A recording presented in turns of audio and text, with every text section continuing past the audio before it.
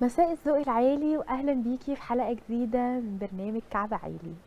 وهي ليها روح، ليها ايدنتيتي الكلاينت دي، فانت بتشتغل بروح الكلاينت ولكن بفكرك انت وبخبرتك انت. كنا عايزين نطلع الفورمال من قالب ان هو حاجه رسميه، حاجه ممله، لا ان هي حاجه ان احنا نقدر نلبسها افري داي.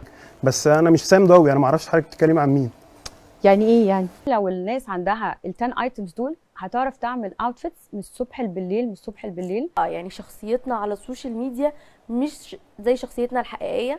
fashion is a form of language. يعني الفاشن ده عبارة عن لغة، فاستخدمها لان كده كده في ناس شبهك، كده كده هيبقى ليه جمهورك. وما تبقاش حاجه اوفر قوي، لان ده فطار مش سحور او مش حفله. ده ان احنا بنشوفه احيانا بقول ايه ده، تعالى قلد الفستان من A to Z، مش هتعرف توصل وراه تكنيكس، وراه صح. عالم، كله فستان وراه عالم، وراه ناس بتشتغل كتير، فده فن برضو مهم جدا. يعني في موديل ممكن تلبس الاوتفيت او الديزاين الديزاينر عامله تقفله.